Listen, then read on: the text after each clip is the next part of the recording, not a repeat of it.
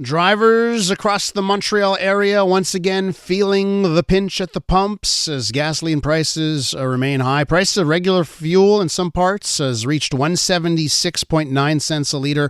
But you know, the oil market's very volatile. We saw prices of $88, $120, up and down. So should you be filling up right now? Let's find out. Dan McTeague is president of Canadians for Affordable Energy. Hi, Dan. Hey, Elias, how you doing? I'm good. How are you viewing the chaos in oil prices?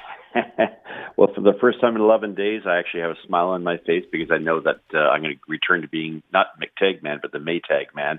Won't have a lot of people calling me because we're going to see a pretty nice price drop come Thursday. Now, I've shared this with your colleagues at CFRB in Toronto earlier this morning, but it looks like President Trump's comments yesterday has soothed markets, and that could mean a 6-cent drop come Thursday after tomorrow's tiny 1 cent increase. Okay, but having said that, he makes one comment, the price of oil just drops. What's to say that this afternoon he won't say something else, or there won't be some other bombing of some key infrastructure piece and everything is back to going sky high again? Yeah, you know, I worked in the States for 4 or 5 years between 2016, 2019, 2020. And every time there was a question of gas prices, Donald Trump would tweet and prices would drop, or they would go back up and then they would drop again.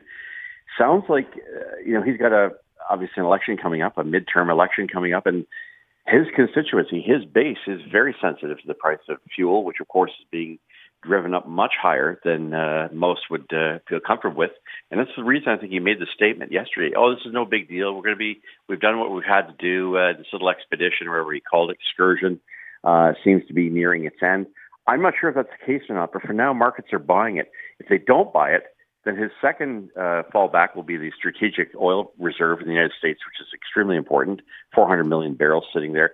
That'll give a hedge to markets, keep oil down below $100 a barrel for the next few weeks. But after that, if this war continues, oh boy, get ready, because this is not just gasoline, Elias. We've seen gasoline go up 20, 22, 23 cents a liter, but diesel's gone up 44. And that's the global workhorse when it comes to fuels, and it's the one that impacts the price of everything from jet fuel to food to transportation costs for pretty much everything we take for granted, including those little Amazon deliveries. Now, a question that I see asked a lot online is people who are genuinely confused as to how this conflict in Iran can affect the price that they're paying right now at the pumps, given that so much of our oil comes from the United States, or it's actually Canadian oil that gets routed from the States back into Canada, and they don't get how that's connected. Why don't we talk about that? How is what's happening in Iran connected to what you're paying when you fill up? Well, it's a global price for commodities. And in this particular case, the chief of all commodities is oil, and it is determined by international factors, supply and demand. In order to get price discovery, there's only 3 or 4 price zones around the world. Murbac is one, Brent, which we know more at Eastern Canada, and of course, West Texas Intermediate. So those are the 3 reference points. It doesn't matter if you make or if you take, you are still paying whatever the global price is. And here's the kicker. Because Canada's dollar isn't very strong, because there's really no interest in buying or exchanging with Canada like there was in the past, especially when we had these major crises. The Canadian dollar no longer serves as a petrodollar, protecting us against these high prices. So, wow. I know people don't like it. We've talked about this before, and I sometimes get a little grimace by some people, but blocking pipelines and going the route we have for the past 10 years on net zero has a lot to do with why you're paying a lot more. And by the way, even if you have the net zero stuff, you don't drive, you drive an EV, whatever, the cost of doing all these things will rise because it takes diesel to mine the very things that make EVs and internal combustion engines and food go up. So it's at the base of our economy. Fool around with that as we have for the past 10 years, and it comes back to pinch you as it is today in the wallet. So I just want to highlight that. In the past, when oil prices would rise, so would the Canadian dollar. That gave us some protection. That is no longer the case. Correct. The Canadian dollar only increased by half a penny in the past 11 days. It hasn't moved. It still takes 135 or 136 pennies to buy U.S. dollar. What does that mean? Just on gasoline alone, forget all the other commodities, an extra 24 cents a liter here in Quebec. To wrap us all up here, the last time you were on, you were telling people, okay, go fill up right now before everything goes up. Your message for drivers right now is to wait a bit.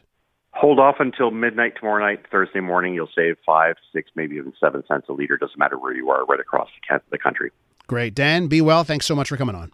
Cheers, Elias. Thanks for having me. Bye-bye. Dan McTeague is president of Canadians for Affordable Energy. Let me know how much you're paying at the pumps and if you've got enough in the tank to hold over until Thursday when those prices will start to tumble. iHeartRadio is throwing it back. 2010s, the decade. To the days of huge hits and unforgettable anthems. A non-stop stream of the biggest and best. Drake, Rihanna, Beyonce, Katy, Gaga, The Weeknd, and more. All your decade-defining favorites, all in one place. Hi, it's Katy Perry. Hey, it's Bruno Mars. This is Kesha. Find 2010's The Decade on the free iHeartRadio app. Preset the station so it's always one tap away.